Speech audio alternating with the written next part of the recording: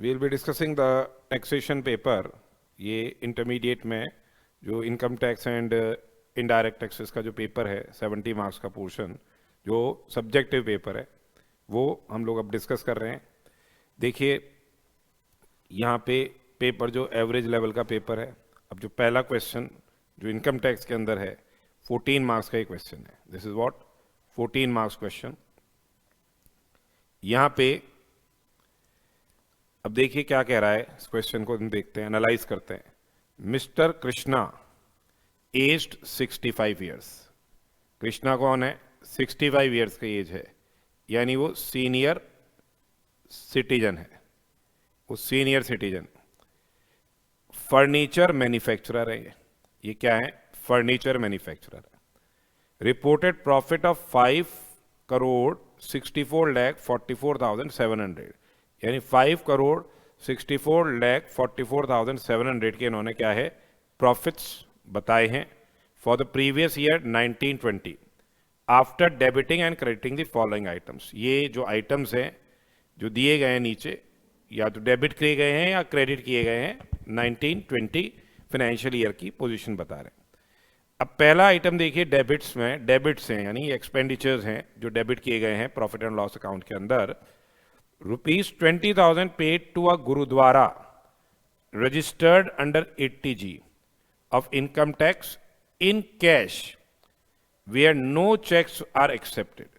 अब यहां पे इन्होंने क्या है 20,000 रुपए की डोनेशन दी। किसको डोनेशन दी? गुरुद्वारा को डोनेशन दी, जो कि गुरुद्वारा रजिस्टर्ड है 80G के अंदर, कैश में डोनेशन दी है, but there no cheques are accepted. तो कहने का मतलब ये है जो ये डोनेशन ये दे रहे हैं, डोनेशन तो क्या हो जाएगा पीजीबीबी इनकम की कंप्यूटेशन करते वक्त ये डिसअलाउड एक्सपेंडिचर है, ये डिसअलाउड एक्सपेंडिचर है, तो ये एड बैक किया जाएगा। क्या 80G में डिडक्शन मिलेगा? क्या 80G के अंदर भी इनको डिडक्शन नहीं मिलेगा? यदि आप 2,000 रुपये से ज़्यादा का कोई पेमेंट करते हो डोनेशन का, तो you won't be entitled any deduction. Cash में डोनेशंस हैं इसलिए इसका डिडक्शन एडमिसिबल नहीं होगा। दूसरा पॉइंट देखिए, 48,000 contributed to a university approved and notified under section 35(1)(2 to be use for what? Scientific research. तो जब असेसमेंट ईयर जब आपके 2021 की बात कर रहे हैं हम, अगर 2021 की बात करते हैं तो जो अब 35(1)(2 के अंदर 1.5 times of the sum so paid क्या है आपको डिडक्शन क्या है एडमिसिबल हो जाता है, 1.5 times of the sum so paid. तो जो 48,000 रुपए आपके अगर एड बैक करते हैं तो 48,000 का 1.5 टाइम्स 150% यानी 72,000 रुपीज का आपको क्या है इसमें डिडक्शन एडमिसिबल होगा। 48,000 एड बैक कर दीजिए और 72,000 रुपीज का आपको क्या है इस केस के अंदर डिडक्शन एडमिसिबल है। और यही अगर असेसमेंट ईयर 21-22 की हम बात करेंगे तो उसमें अब वेटेड डिडक्शन हटा दिए गए, 100% of the sum so paid उसका डिडक्शन एडमिसिबल होगा। ठीक है, उसके बाद देखिए इंटरेस्ट पेड ₹1,67,000, 1,67,000 रुपए का on a loan taken for purchase of e vehicle, electric vehicle की परचेज की उन्होंने 15/5/2019 from a bank and we have paid interest and e vehicle was purchase for the personal use of his wife. तो अब ये interest debit कर दिया अपन ने profit and loss account में, ये पर्सनल एक्सपेंडिचर है, ये पर्सनल एक्सपेंडिचर है, तो ये 1,67,000 रुपए तो डिसअलाउ हो जाएंगे। ये क्या है डिसअलाउ कर दिए जाएंगे। पर चूंकि इलेक्ट्रिक व्हीकल पे अपन ने इंटरेस्ट का पेमेंट किया है तो इस इंटरेस्ट का आपको क्या है डिडक्शन मिलेगा चैप्टर 60 के अंदर, टैक्स चैप्टर 60 के अंदर इसका डिडक्शन एडमिसिबल होगा। 80EEB जो सेक्शन है उसके अंदर आप अगर कोई परचेज करते हो इलेक्ट्रिक व्हीकल लोन पे, और लोन अपन ने क्या है फाइनेंशियल इंस्टीट्यूशन बैंक से लिया हुआ लोन है यहाँ पे, तो उसका आपको क्या है जो इंटरेस्ट आप पे करते हो उसका क्या मिल जाएगा, the deduction will be admissible. कितने अमाउंट का डिडक्शन उनको एडमिसिबल हो रहा है? 1,50,000 रुपए मैक्सिमम सीलिंग लिमिट है, 1,50,000 रुपए का डिडक्शन क्या है यहाँ एडमिसिबल हो जाएगा। अब देखिए नेक्स्ट पॉइंट है, his firm has purchase a timber under a forest lease for ₹20 lakhs for the purpose of business. तो इन्होंने परचेज किया है टिम्बर अंडर फॉरेस्ट लीज। अब यहाँ पे ये फर्नीचर मैन्युफैक्चरर है, तो अपन ने देखा सेक्शन 206C के अंदर वैसे तो TCS के प्रोविजंस है, seller at a time of debiting the account of the buyer और से receipt of payment which are से अर्लियर टैक्स कलेक्ट करता है। पर यदि कोई टिम्बर ऑब्टेन कर रहा है अंडर फॉरेस्ट लीज और वो मैन्युफैक्चरिंग एक्टिविटी लिए करता है और डिक्लेरेशन देता है किसको, सेलर को, तो उस केस के अंदर कोई TCS नहीं होगा। तो यहाँ चूंकि ये मैन्युफैक्चरर है और ये परचेज कर रहा है टिम्बर अपनी फर्नीचर मैन्युफैक्चरिंग के लिए, तो उस केस के अंदर क्या है, TCS नहीं होगा। तो आपके अगर TCS हुआ होता तो उसका क्रेडिट आपको मिल जाता, पर TCS यहाँ नहीं होगा। फिर देखिए नेक्स्ट है क्रेडिट साइड में। क्रेडिट में क्या किया हुआ है प्रॉफिट एंड लॉस अकाउंट में, income of ₹4 lakh from royalty on patent registered under the patent act receive from different resident clients, no TDS was needed to be deducted by any of the clients. उसको royalty मिली है, royalty मिल रही है 4 लाख रुपए की, तो income है। अब इसमें क्या है, 80 RRB के अंदर कोई अगर पेटेंट है, पेटेंटी और वो इन्वेंटर है ऑफ अ पेटेंट जिसका पेटेंट रजिस्टर हुआ है, ठीक है, रेजिडेंट इंडिविजुअल है, he will be entitle deduction. इसमें पेटेंट इनकम पे जो पेटेंट इनकम है उस पे क्या है, 3 लाख रुपए का उसको क्या है, इसमें 80 RRB के अंदर डिडक्शन मिल जाएगा। उसके अलावा देखिए जो टैक्सेशन होता है पेटेंट्स का, रॉयल्टी ऑन पेटेंट्स, उसके अंदर 115 BBF के अंदर ये प्रोविजन बना रखा है कि वो patent income will be chargeable to tax at rate of 10%। Patent income पे जो टैक्सेशन होता है वो 10% की रेट से टैक्सेशन होता है अंडर सेक्शन 115 BBF, प्रोवाइडेड आपने उसके रिलेशन में ऑप्शन एक्सरसाइज किया हुआ है और आप क्या है उसमें इस इनकम को अर्न करने के लिए आपको किसी भी एक्सपेंडिचर का क्या है, डिडक्शन एडमिसिबल नहीं होगा। तो ये अपन ये मानते हैं, एक बार इनकम है, ये क्रेडिट हुई है 4 लाख रुपए की, तो इसका तो कुछ होगा नहीं। आगे जो अपन 115 BBF के अंदर इस पे मतलब पहले तो 80 RRB के अंदर डिडक्शन लेंगे, कितना अमाउंट का डिडक्शन ले लेंगे, such patent royalty on patents और ₹3 लाख विच आर से lower, and special rate of tax इस पे एप्लीकेबल हो जाएगी। जो रिमेनिंग इनकम है the same will be chargeable to tax at what, special rate of tax under section 115 BBF when eligible assessee include income, total income includes royalty income on patents, the same is chargeable to tax at rate of what, 10%।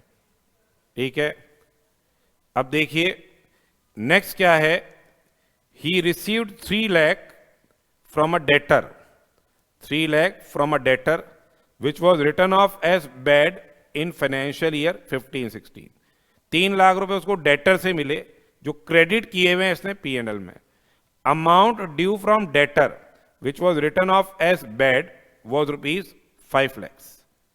Amount due from debtor 5 lakh rupees का debtor amount था ये debtor से, ठीक है, 5 लाख का amount था, जिसमें से 5 लाख का मैंने बैड डेट राइट ऑफ किए, जिसमें से टैक्स ऑफिसर ने 3 लाख रुपए का ही डिडक्शन अलाउ किया। आपको 3 लाख रुपए का डिडक्शन उस समय मिल गया 3617 के अंदर, 3617 में 3 लाख का उस समय डिडक्शन आपको मिल गया। तो अभी आपके 2 लाख रुपए तो अभी एक तरह से जो गुड डेट्स है उनके हिसाब से इनकम टैक्स में ये गुड डेट्स है, तो आपको कितना अमाउंट मिल गया, आप 3 लाख रुपए मिल गया। तो पहले जो 2 लाख की तरफ एडजस्ट होएगा जो अभी भी आउटस्टैंडिंग पड़े हुए हैं इनकम टैक्स लॉ के हिसाब से, तो आपको 2 लाख रुपए में एडजस्ट किए जाएंगे 3 लाख रुपए, और रिमेनिंग 1 लाख रुपए क्या हो जाएगा 41(4) के अंदर प्रॉफिट्स चार्जेबल टू टैक्स होगा, रिमेनिंग 1 लाख रुपए। अपन ने 3 लाख क्रेडिट कर रखे हैं तो 3 लाख हटा के 1 लाख रुपए ही टैक्स लगेगा, यानी 2 लाख रुपए एक्स्ट्रा इनकम अपन ने जो बुक कर रखी है वो आप क्या है इसमें से रिड्यूस करेंगे वाइल कंप्यूटिंग द PGBP। तो समझ में आ रही है बात। 5 लाख रुपए के डेटर्स थे, असेसिंग ऑफिसर ने 3 लाख ही अलाउ किए, तो 2 लाख अभी भी आउटस्टैंडिंग है, हमको रिकवरी हो गई है 3 लाख रुपए की, तो जो 2 लाख की तरफ एडजस्ट होगी बैलेंस 1 लाख रुपए क्या हो जाएंगे आपके चार्जेबल टैक्स होंगे। 3 लाख ऑलरेडी क्रेडिट कर दिए वो हटा दीजिए, और जो अमाउंट जो एक्स्ट्रा रिकवरी हुई है वो एक तरह से क्या है एडजस्ट करने के बाद 1 लाख रुपए टैक्सेबल होएगा। अब है नेक्स्ट क्या, he sold some furniture to his brother for 7 lakhs, the fair market value of furniture was ₹9 lakhs। तो अब इसका तो कुछ यहाँ तो इम्पैक्ट आएगा नहीं। अगर हम परचेज कर रहे होते अपने रिलेटिव से और एक्सेसिव और अनरीजनेबल पेमेंट कर रहे होते तो फिर क्या होता, डिसअलाउ किया जाता एक्सेसिव और अनरीजनेबल पेमेंट। ये तो सेल के ट्रांजैक्शन है, तो सेल के ट्रांजैक्शंस पे वो प्रोविजंस अप्लाई नहीं होते हैं। फिर देखिए आगे अदर इन्फॉर्मेशन की बात कर रहे हैं। अदर इन्फॉर्मेशन में ये बोल रहा है depreciation books of accounts computed by applying the rates prescribed under the income tax law. तो डेप्रिसिएशन इनकम टैक्स के हिसाब से इन्होंने क्या है, जो लॉ है उसके हिसाब से कंप्यूट कर रखा है। उसके अलावा जो है mister Krishna purchase a new car, 12 lakh रुपए की नई कार खरीदी है 1 सितंबर 2019 को, and the same was put to use on business on the same day. तो कार अपन ने बिजनेस के लिए खरीदी, and no depreciation was same has been taken on car in the books of accounts. अब यहाँ पे जो 12 लाख रुपए की कार है उसमें आपको क्या है, ये वैसे तो rate normal rate of depreciation the car is 15%, पर यहां 30% की रेट से क्या मिल जाएगा आपको, डेप्रिसिएशन एडमिसिबल होगा, क्योंकि वो इंटरवीनिंग पीरियड के अंदर ये क्या है, कार आपने क्या है परचेज करी थी जब आपके एनहेंस रेट ऑफ डेप्रिसिएशन आ गया था। 23 अगस्त 2019 से 31/3/2020 के बीच में ये कार आपने खरीदी है, इसलिए यहाँ पे एनहेंस रेट से डेप्रिसिएशन मिलेगा, यानी 30% की रेट से मिलेगा। 3,60,000 रुपए का डेप्रिसिएशन आप पीजीबी कंप्यूट करते वक्त क्या है और रिड्यूस कर दोगे। फिर देखिए मिस्टर कृष्णा है सोल्ड अ हाउस ऑन 30 मार्च 17। 30 मार्च 17 को इसने एक घर बेचा, ठीक है, 30 मार्च 2017 को इसने एक घर बेचा। फाइनेंशियल ईयर 16-17 के अंदर इसने एक घर बेचा, ठीक है, उस पे एलटीसीजी 25 लाख थे, and deposited the LTCG of 25 lakh in capital gain account scheme by the due date। LTCG क्या थे, 25 लाख थे, ये इसने क्या है जमा करा दिए capital gain account scheme due date, यानी असेसमेंट ईयर 17-18 में जो भी उसकी ड्यू डेट फर्निश करनी होगी रिटर्न की, हो सकता है 31 जुलाई हो, उस तक इसने ये पैसा जमा करा दिया कैपिटल गेन अकाउंट स्कीम के अंदर। On 1 March 2020 sold another house for ₹1 crore. 1 crore रुपए का एक घर बेचा इसने एक और, जिसपे इसने 50 लाख रुपए का क्या है कैपिटल गेन अर्न किया। ये 50 लाख रुपए का क्या है कैपिटल गेन इसने अर्न किया, ठीक है, एलटीसीजी है, ये कोई दिक्कत ही नहीं है, एलटीसीजी है। अब on the sale of this property कब बेचा, ये 1 मार्च 20 को, और he on 25 March 20 he withdrew the money out of his capital gain account scheme, capital gain account, and invested 1 crore rupees. 1 crore रुपए इसने क्या कर दिए, इन्वेस्ट कर दिए फॉर कंस्ट्रक्शन ऑफ 1 हाउस। तो अब तो ये पॉसिबिलिटी है कि यदि कोई व्यक्ति अगर इन्वेस्टमेंट मतलब उसके कैपिटल गेन्स क्या है एग्जेम्प्ट हो जाते हैं, कब, यदि उसने कोई रेजिडेंशियल हाउस प्रॉपर्टी बेची, ठीक है, और अनदर रेजिडेंशियल हाउस प्रॉपर्टी वो एक्वायर कर लेता है with in a period of 3 years. इसमें 3 साल का टाइम फ्रेम खत्म होता है कब, 31/3/2020 को, 30/3/2020 को खरीद लेता है। अब इसने कब खरीद ली, 25 मार्च 20 को ही खरीद ली, और ये कैपिटल गेन अकाउंट स्कीम से पैसा विड्रॉ करके इसने ये घर खरीदा, और घर खरीदा है कितने का, 1 करोड़ रुपए का। तो इसको क्या है 54 के एग्जेम्पशन का बेनिफिट क्या है एडमिसिबल हो जाएगा। और इसने एक और घर बेच दिया है, इसने एक और घर बेच दिया, इसके पास एक नया घर हो सकता है और एक पुराना घर हो सकता है ऑन द डेट ऑफ क्या transfer of the original asset. तो यहाँ तो कोई पोजीशन में थी नहीं। अब यहाँ पे जो एक नया घर और एक पुराना घर हो सकता है on the date of transfer of the original asset, और यहाँ पे इसने 50 लाख का कैपिटल गेन अर्न किया है, और ये 50 लाख का कैपिटल गेन भी क्या हो गया, एक तरह से इन्वेस्ट कर दिया गया किसके अंदर, for purchase of the new residential house, for construction of the new residential house. तो ये वाला कैपिटल गेन भी इसका क्या हो जाएगा, 50 लाख रुपए का capital gain, the same will be what exempt from tax under section 54। तो इसमें तो 54 के अंदर ये वाला गेन भी एग्जेम्प्ट है और 50 लाख का कैपिटल गेन भी क्या हो जाएगा, एग्जेम्प्ट हो जाएगा। अब यहाँ पे देखिए आगे, mister Krishna has also made the following payments during the previous year 1920।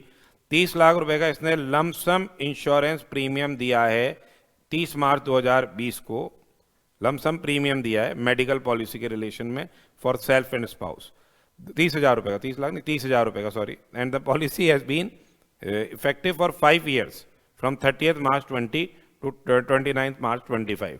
तो 30,000 रुपए का ये पॉलिसी 5 साल के लिए इफेक्टिव है, तो प्रोपोर्शनेट बेसिस पे आपको इसका डिडक्शन मिल जाएगा, ये 6,000 रुपये का डिडक्शन मिल जाएगा यहाँ पे इस साल, यानी फाइनेंशियल ईयर 19-20 के अंदर 6,000 रुपये का डिडक्शन आपको मिलेगा।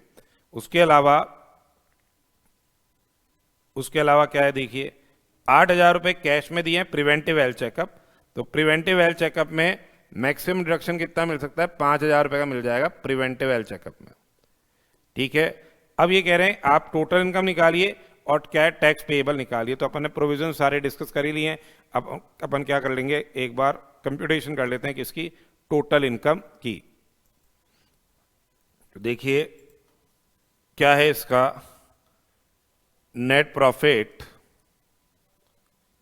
As per P&L account.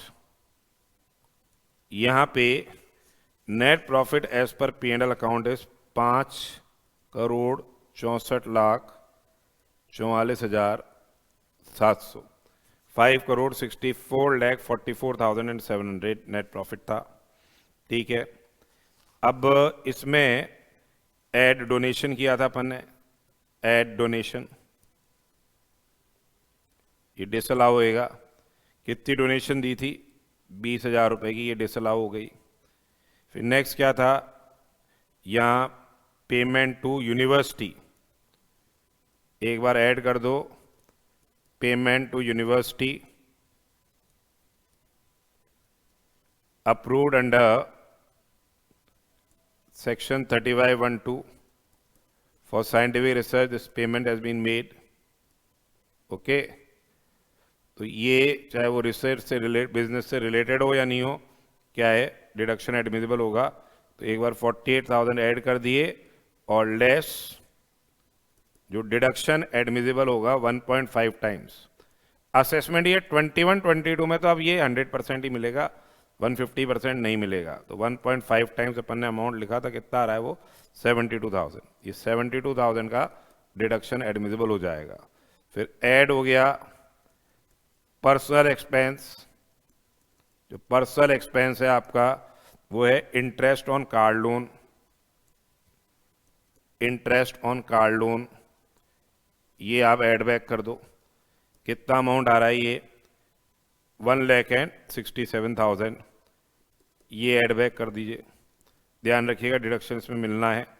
उसके बाद timber obtained under forest lease, इसका कोई एडजस्टमेंट होगा नहीं, तो रॉ मटेरियल है इसका, timber obtained under forest lease, ठीक है, इसका कुछ होगा नहीं।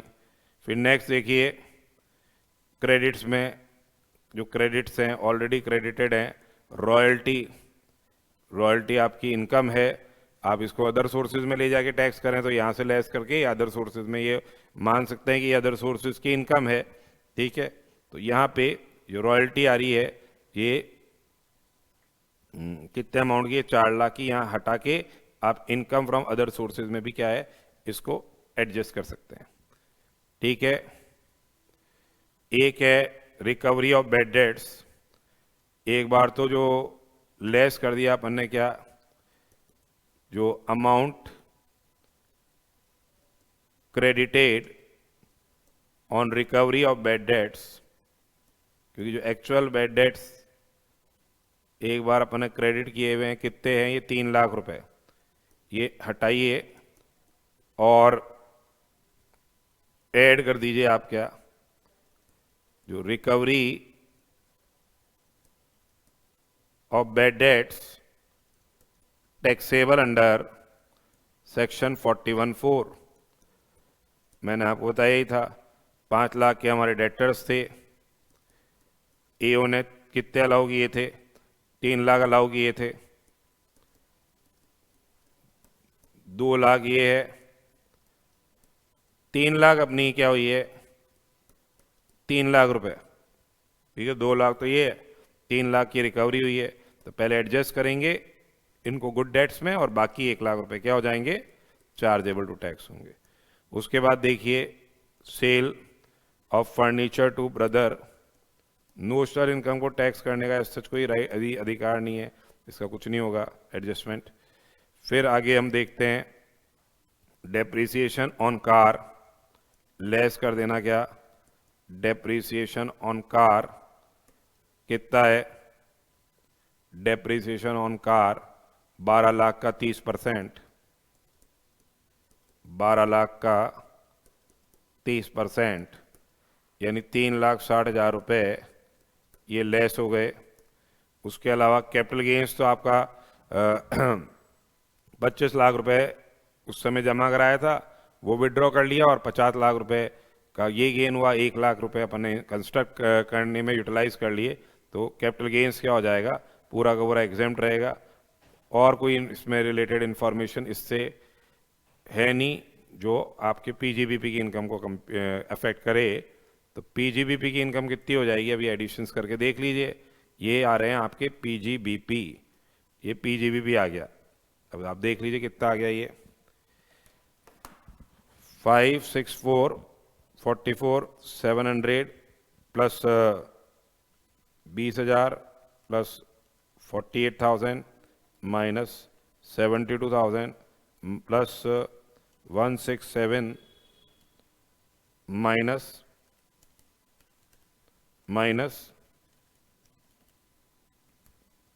Plus 1 lakh minus 360। कैलकुलेशन एक बार जरूर चेक कर लीजिएगा। यह आ गया 556,47,700। जहाँ कैपिटल गेन की बात है, कैपिटल गेन इस साल आ रहा है आपका कितना? 50 lakhs less exempt under section 54, पूरे के पूरे 50 लैक्स ये एग्जेम्प्ट हो जाएंगे since new house is constructed.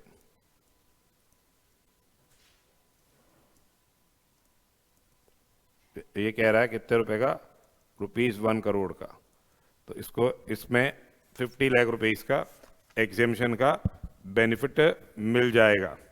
ठीक है, 1 मार्च को बेच के इसने 25 मार्च तक विड्रॉ करके इसने 1 करोड़ रुपए कंस्ट्रक्शन में लगा दिया ऑन वन हाउस, वो एग्जेम्प्ट हो जाएगा। और इनकम फ्रॉम अदर सोर्सेज आ गई आपके। Income from other sources,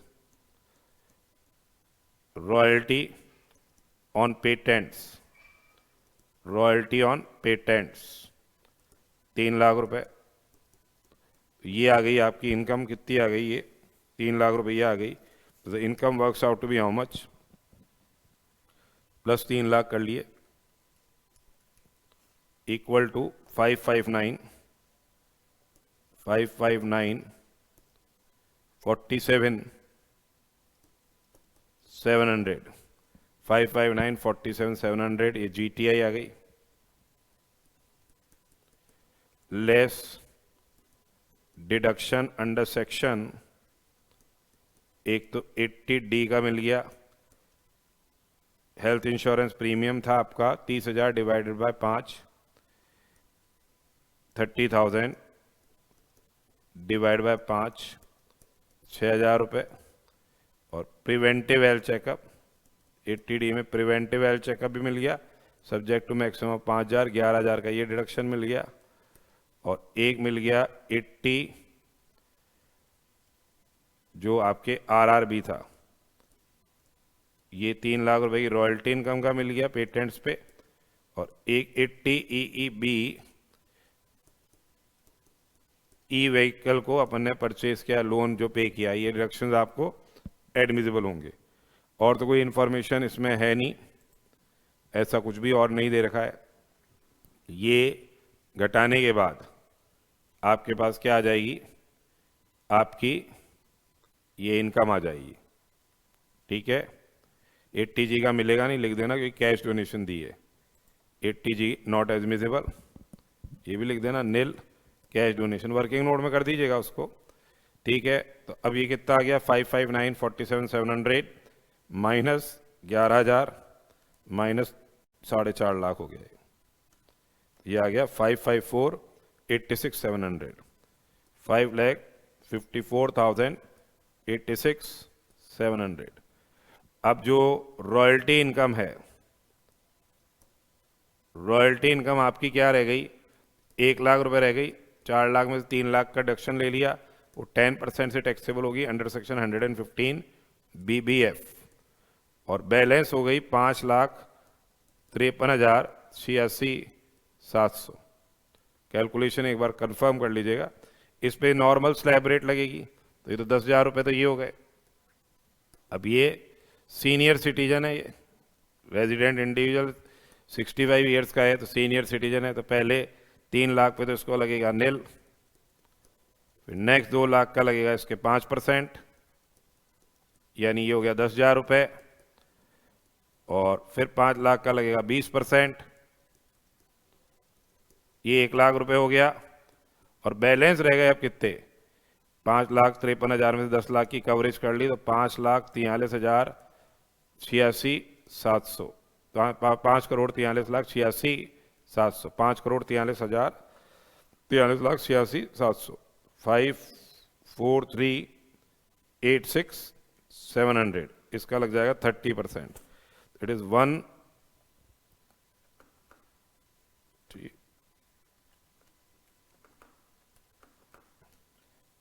1,63,16,010 plus 1,10,000, ये आती है आपके 1,64,26,010 plus 10,000,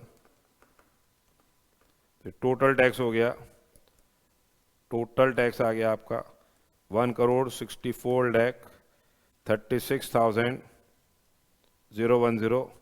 since total income exceeds 5 crore, add हो जाएगा surcharge at rate of 37%, that is what 6,08,1,323. Okay, it comes out to be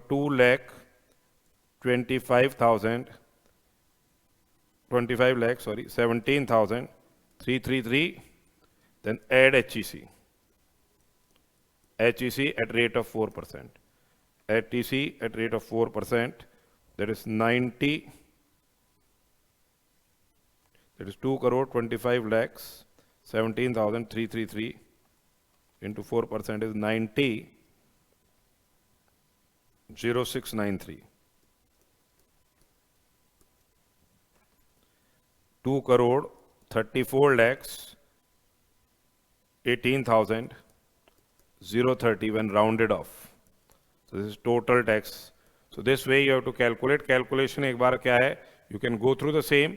ये अपन ने इस तरह से फर्स्ट क्वेश्चन था जो 14 मार्क्स का, and proper working notes are required.